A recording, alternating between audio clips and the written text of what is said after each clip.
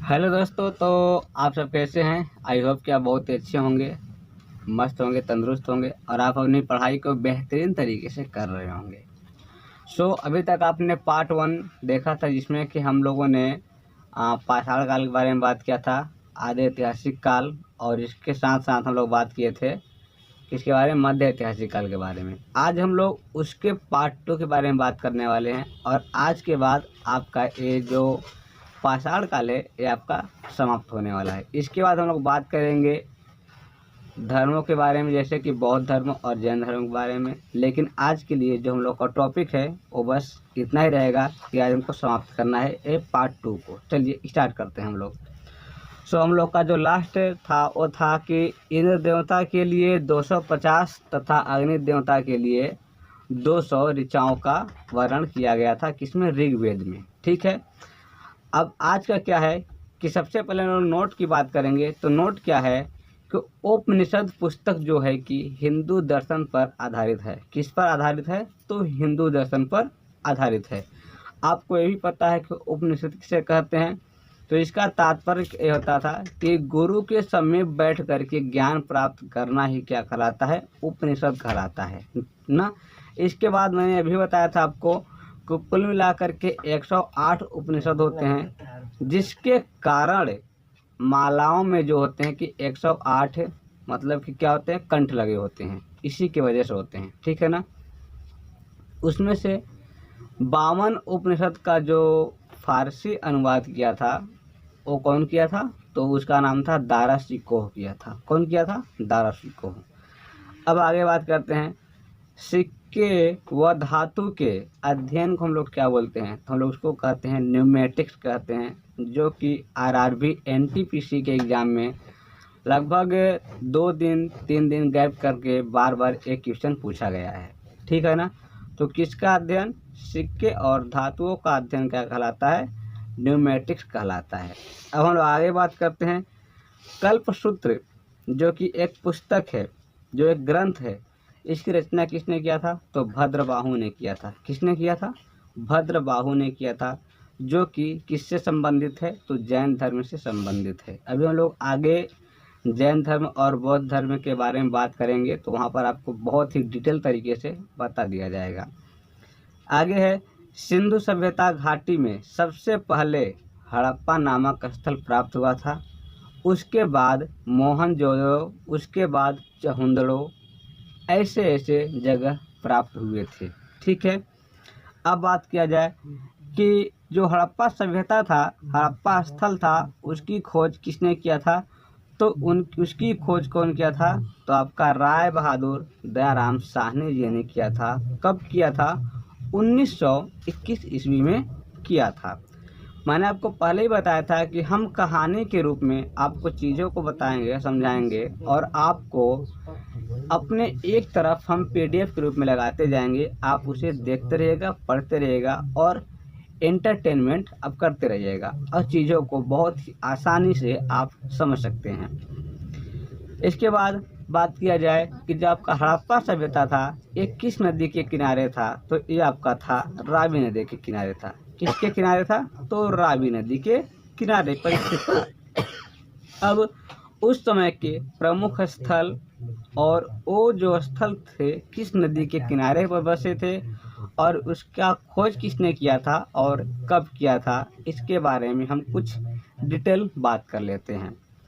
तो हड़प्पा सभ्यता, जिसे हम लोग क्या कहते हैं? सिंध की सभ्यता कहते हैं, ये आपके रावी नदी के किनारे था। इसकी खोज आरडी मतलब कि दयाराम साहनी जी ने कब किया था? 1921 ईस्वी में किया था।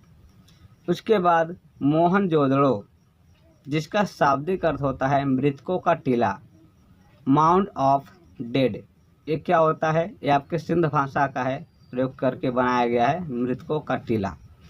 तो मोहनजोदड़ो का भी जो खोज हुआ था वो आपका कौन किया था? तो राखाल दास बनर्जी ने किया था। किसने किया था? राखाल दास बनर्जी ने किया था। 1922 ईस्वी में किया था। कब किया था? 1922 ईस्वी में किया था।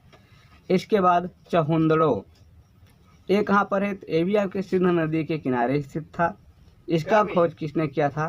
तो एमजी ने किया था। कब किया था? 1957 ईस्वी में किया था। कब किया था? 1957 ईस्वी में किया था। लोथल जो कि कहाँ पर स्थित है? आपके गुजरात में स्थित है। तो लोथल एक किस नदी के किनारे पर स्थित था? तो भोगवा नदी। किसके किनारे था? भोगवा नदी। अभी आपको हम बहुत ही अच्छा एक ट्रिक बताएंगे जिसके माध्यम से आप जितने भी प्राचीन जगह थे उन सभी को पूर्ण रूप से आप याद कर पाएंगे अच्छे तरीके से। तो भोगवा नदी के किनारे था। इसका खोज कब हुआ था? तो ये आपका खोज हुआ था 1959 ईस्वी में। कौन किया था? तो SR राव ने किया था। ये सभी जो हम आपको पढ़ा रहे हैं टॉपिक, ये सब के सब एग्ज़ाम में बहुत बार पूछा गया है और यहाँ से आपके लगभग 1-2 नंबर बन ही जाते हैं। इसके बाद कालीबंगन जो कि कहाँ पर है? राजस्थान में है। कहाँ पर है?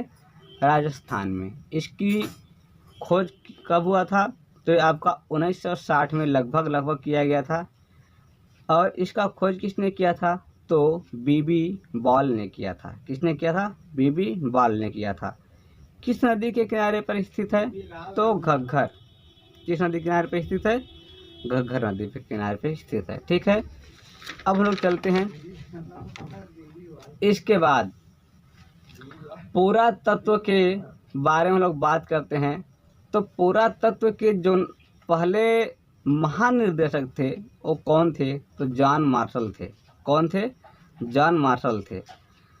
इसके बाद पुरातत्व के जनक किसको माने जाते हैं? तो अलेक्जेंडर कनिंघम को। किसको माना जाता है? अलेक्जेंडर कनिंघम को माना जाता है। इसके बाद ASI जो कि एग्जाम में पूछा गया है। ASI का पूरा नाम क्या होता है? इसका संक्षिप्त रूप में क्या हम कह सकते हैं? तो इसका होता है, क्या होता है जी? Archaeological survey of India. क्या होता है? Archaeological survey of India. Exam में पूछा जा चुका है।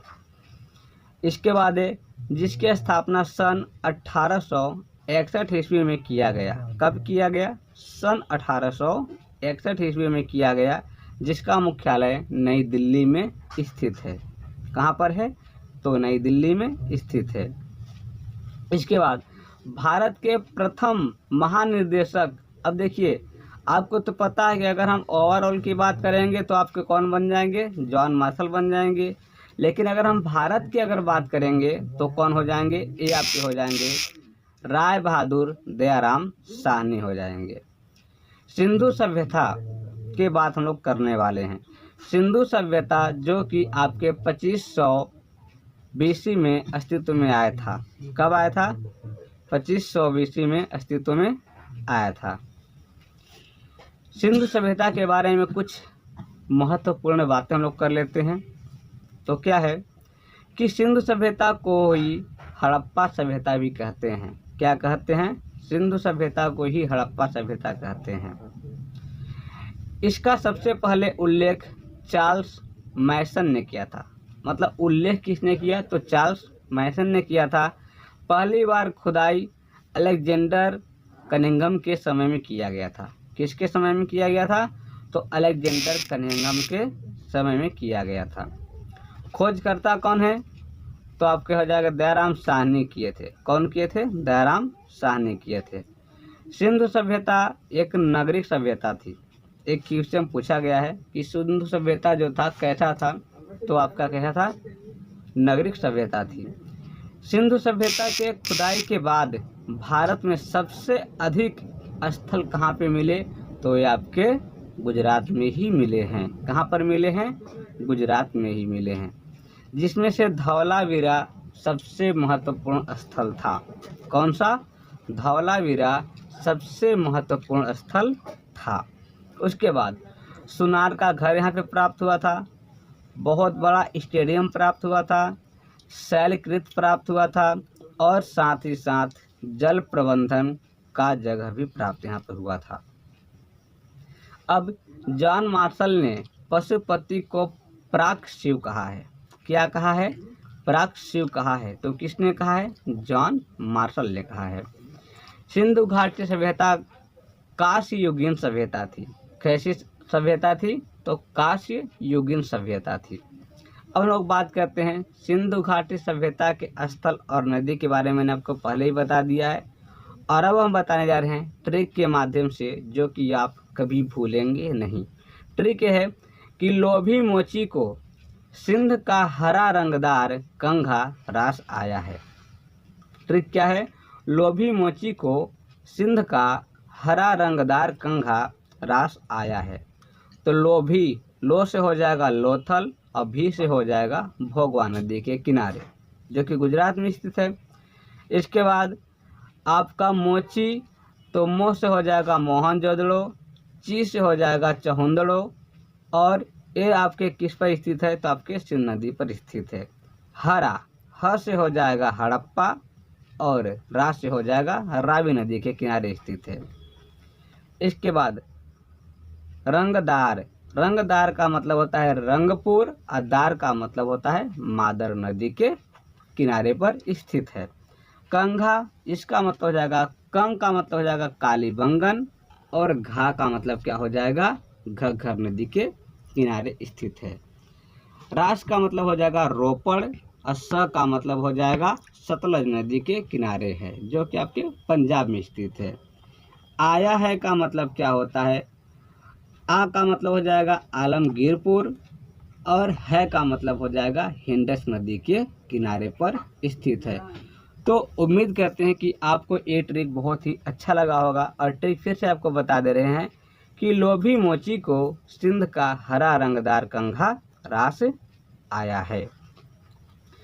पशुपति के मुहर पर कुछ सम्मिलित पशुओं के बारे में बात करें तो इसका भी एक बहुत ही ज़बरदस्त ट्रिक बनाया हुआ है।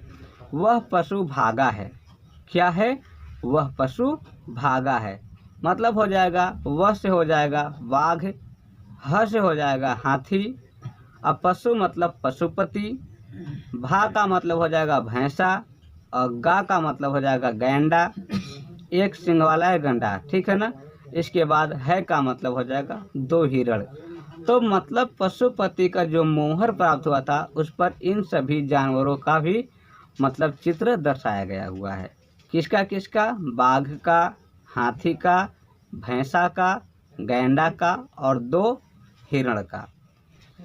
सिंधु सभ्यता वाले लोग कुबड़ वाले सांड का पूजा करते थे। किसका पूजा करते थे? तो कुबड़ वाले सांड का पूजा करते थे। आर्यों का सबसे प्रिय पशु घोड़ा माना जाता था, परंतु अगर धार्मिक दृष्टि से देखा जाए तो गाय माना जाता था, ठीक है ना। तो यहाँ से भी क्वेश्चन बनता है कि आर्यों का सबसे प्रिय पशु कौन सा था? अगर धार्मिक जोड़ेगा तब तो आप गाय करेंगे, अगर धार्मिक नहीं जोड़ेगा तब आप क्या करेंगे? घोड़ा करेंगे। पूछा जाएगा कि सिंधु सभ्यता के लोग किस प्रकार के बैल का पूजा करते थे? तो बोलेंगे कुबड़ वाले सांड का पूजा करते थे। सिंधु घाटी सभ्यता में घोड़े का अवशेष भी प्राप्त हुआ था, जो कि सुरकोटदा से प्राप्त हुआ था। कहाँ पर यह स्थित है? तो गुजरात में ही स्थित है। कहाँ पर स्थित है? गुजरात में ही स्थित है। इसके बाद हम लोग बात करेंगे सिंधु सभ्यता की सीमा का विस्तार, ये मतलब कितनी दूरी तक फैला हुआ था। तो ये आपका उत्तर में मांडा, जो कि जम्मू कश्मीर में स्थित है। दक्षिण में दैमाबाद, जो कि महाराष्ट्र में स्थित है। पूर्व में आलमगीरपुर, जो कि उत्तर प्रदेश में स्थित है। और आपका पश्चिम, जो कि सुतकांगडोर, जो कि कहाँ पर? पाकिस्तान, ठीक है। इसका भी एक ट्रिक है। ट्रिक क्या है? माँ आसुदा न्यूज में है। किस में है? माँ आसुदा न्यूज में है। माँ, एन का मतलब हो जाएगा, क्या हो जाएगा आपका? तो माँ से मांडा, न से नाथ, आ से हो जाएगा, क्या हो जाएगा? आलमगीरपुर ईस्ट मतलब पूर्व में, सु से हो जाएगा सुतकांगडोर वेस्ट मतलब पश्चिम में, दा से हो जाएगा दैमाबाद, जो कि कहाँ हो जाएगा? दक्षिण में हो जाएगा, ठीक है। इसके बाद मोहनजोदड़ो के कुछ तथ्य जो कि कुछ हमें प्राप्त हुआ था उसके बारे में बात किया जाए तो मोहनजोदड़ो शब्द का अर्थ ही होता है मृतकों का टीला, और इसका क्या होता है? माउंड ऑफ डेड, ठीक है ना। कभी कभी यही करता है कि माउंड ऑफ डेड किसे कहते हैं। मोहनजोदड़ो एक सिंधी भाषा है। कौन सी भाषा है? सिंधी भाषा है। मोहनजोदड़ो में पाया गया विशाल स्नानागार जो कि आयताकार का था। विशाल अन्नागार भी पाया गया। कांस्य की नर्तकी मिली जो कि डांस करते हुई एक नर्तकी मिली। पशुपतिनाथ की मोहर मिली। पुजारी की भी मूर्ति मिली। इससे यह तात्पर्य यह साबित होता है कि पहले भी पूजा किया जाता था। किसका? तो पशुपतिनाथ का किया जाता था। इसके बाद हम लोग आगे बात करेंगे वैदिक काल के बारे में, जो कि आज नहीं, हम लोग इसके लिए हम लोग कल बात करेंगे। आज हम लोग का ये जो है कि यहीं तक रहेगा और वैदिक काल से हम लोग कल शुरू करेंगे और इसके बारे में आपको अच्छे तरीके से पूरी जानकारी दिया जाएगा। तब तक के लिए जय हिंद, जय भारत। अपनी पढ़ाई को निरंतर करते रहिए क्योंकि आपका एग्ज़ाम बहुत जल्द होने वाला है और चीज़ों को अगर आप पढ़े रहेंगे तो आप आसानी से अच्छे स्कोर कर पाएंगे।